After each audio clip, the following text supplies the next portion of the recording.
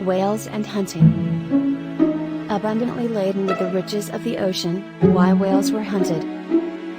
In the Yankee whale fishery, injuries and death were common to almost every voyage. Few individuals got rich whaling, and most of those were owners and agents. The answers to why so many people went whaling are many and varied, but the underlying principle is that whale products had a strong commercial value if one knew how to exploit it. Oil was needed for light and lubrication, baleen was needed for skirt tubes and corset stays. The primary products of the Yankee whale fishery were sperm oil, spermaceti, whale oil and whalebone, and occasionally ambergris if any were discovered. Oil from sperm whale blubber, otherwise known as body oil, is of a light straw color. It has particular qualities separating it from almost any other type of oil. One in particular is that it retains its lubricating qualities in extreme temperatures, making it ideal for light, rapid machinery. Great quantities of sperm oil went into public and private lighting as well as lighthouses. A byproduct of the sperm oil refining process was high-quality soap.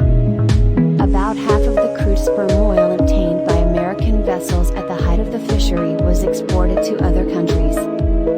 Unlike any other whale oil apart from sperm whale body oil and the material found in the head of the bottlenose whale, Hyperindus ampullatus, spermaceti is a liquid wax. It was known as head oil or head matter as it was found in the heads of sperm whales, where its true anatomical function is still debated. It was barreled separately from any other oils obtained in the fishery. This material was the most valuable product of the Yankee whaling industry, as it has a high melting point and burned cleanly and brightly and without odor. Their high illuminating power made spermaceti candles the standard for photometric measurements. Although Americans had ceased to hunt sperm whales, the commercial uses of spermaceti and sperm oil both lasted well into the 1960s in a variety of industries, including leather tanning, cosmetics, the garment industry, and in the manufacture of typewriter ribbons. Otherwise known as train oil, the whale oils are varying shades of brown in color, depending upon the age of the blubber from which they were boiled and the general health of the animal from which they were obtained. Whale oils were the first of all oils, animal or mineral, to achieve commercial importance. The principal sources for whale oil in the days of Yankee whaling were right whales, bowhead whales, and humpback whales. Yankee whaling merchants sometimes adopted the phrase "brown oil is better than no oil" in their instructions to their ship captains, meaning that rather than return home without having filled the ship with sperm oil, they were to take other whales instead.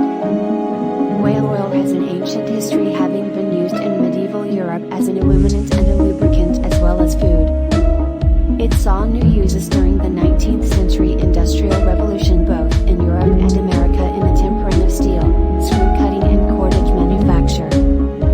Byproducts of the whale oil refining process were soap and stearine, a material that was added to spermaceti to decrease its brittleness and to make a smoother burning candle. It was used in a variety of 19th century products: buggy whips, carriage springs, corset stays, fishing poles, hoops for women's skirts, umbrella ribs, other applications for which plastic or steel would now be used. Ambergris is a wax-like substance found at rare intervals, but sometimes in relatively large quantities, in the intestines of the sperm whale.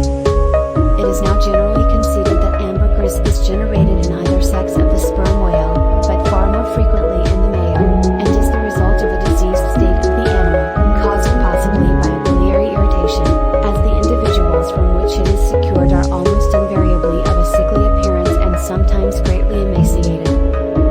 It generally contains fragments of the beak or mandible of squid or cuttlefish, which constitutes the principal food of the sperm whale.